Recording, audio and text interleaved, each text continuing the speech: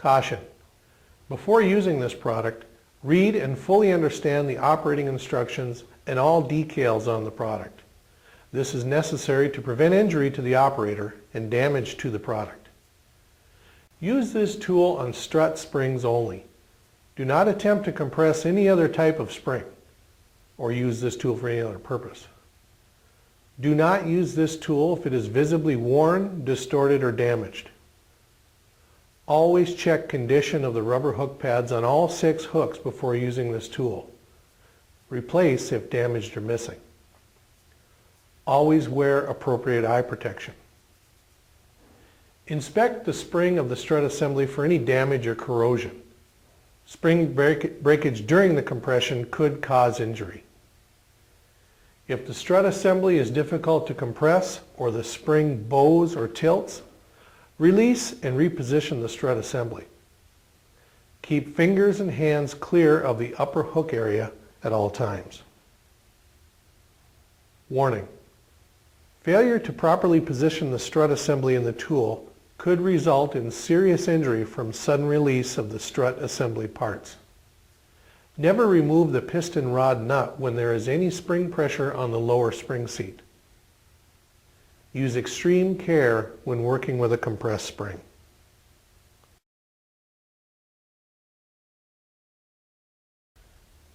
Hey everybody, Tom with Branick Industries. Today we're going to show you how to operate the Model 7400. When you get the 7400, you can mount it to a wall or post. There's a couple of holes in the back plate. Or you can get an optional bench mount or the optional Model 744 cart. This tool is intended for McPherson strut style springs or coil over shock struts. And it has a 3,000 pound compression capacity, which will pretty much handle most springs out there today. It's made up of a set of upper hooks and a set of lower hooks. The lower hooks, each left and right one, is independently adjustable. That's to adjust to the helix of the coil. The back one is stationary, and they all slide in and out and have a little bit of rotation that way. The upper hooks, each one is independently adjustable. It's got 4 positions on this compression head. And again, you adjust those to the angle of the spring seat or the upper coil of the spring.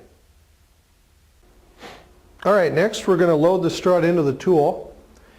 And one thing you want to do is maybe pull that rear hook out.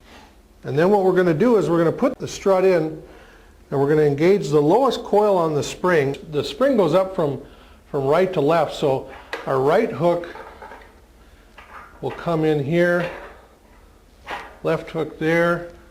And then what you want to do, you want to make sure all your hooks are about equally spaced in. And then what we want to do is we want to make the coil to be parallel with these posts and the back posts.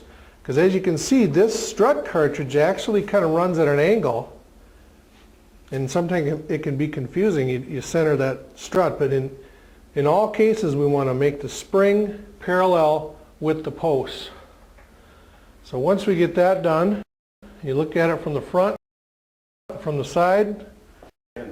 So now we can kind of rotate the spring up a little bit. So this right hook is about as low as it can engage on the spring. Now we'll position the upper hooks. We do not want to compress on this top plate because in this strut, that's a bearing plate. And under compression, that could actually spin. So on this strut, we can actually grab on the upper spring seat just below the bearing plate. And this one's actually pretty level, so I'm going to leave all the hooks positioned in that lowest position. And it's best to always try to position this in the lowest hole possible. That'll give you the most clearance in here to get in with your impact gun. Okay, now we're ready to compress the spring. All our hooks are engaged. I like to always kind of check every hook as you're compressing, making sure they're all contacting. And you compress to the point of the spring coming off that lower spring seat.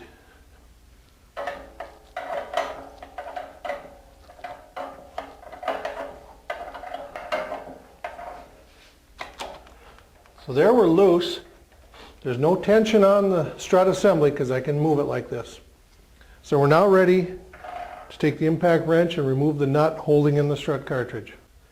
Once you have your spring compressed, you're going to want to take a clamp and clamp the spring to the strut cartridge housing. That way when you take the nut off, it won't fall out. Since we have our coil spring and assembly centered underneath the compression shaft, we're going to use a swivel knuckle on the impact wrench.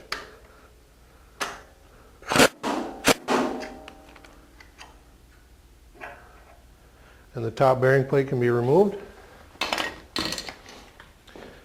Release the spring while holding on to the strut assembly. At this point, you can insert your new strut cartridge, or if you had to replace the coil, you can release tension on the coil and take the spring out and do that. Today we're going to show you how to put the new strut cartridge back in the spring.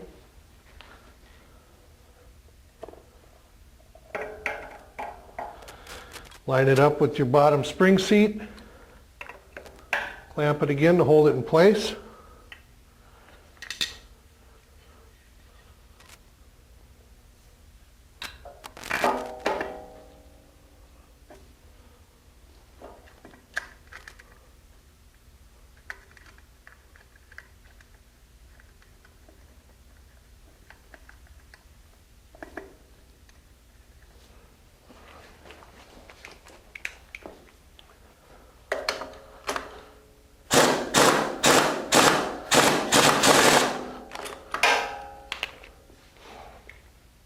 Upper spring seat's in place.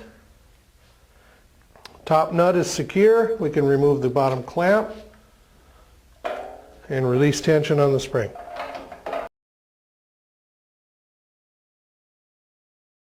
This example would be a coil over shock. This particular one would be a rear shock because this does not have an upper bearing plate. It's just got an upper spring seat. Therefore, you can compress on the upper spring seat. And again, we have all our hooks engaged going towards center equally. And this one here, you can now compress.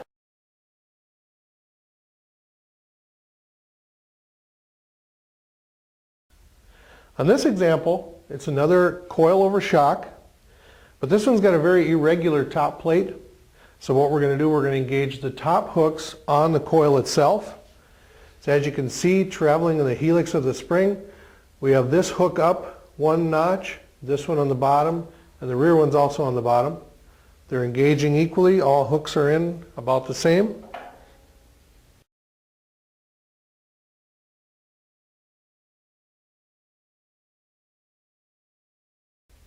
On this strut assembly, we again have a swiveling upper bearing plate, but on this one there's no room to grab on to the upper spring seat, so we're going to put the top hooks on the uppermost coil. Again, the bottom ones are arranged where the right one is going to be starting at about its low point as possible. We don't have a lot of coils in this spring, so that's important. As we work our way to the top, we have this hook in the second position, this one in the lowest position, and the back one in the second position, grabbing the next coil up, and we're able to compress the spring.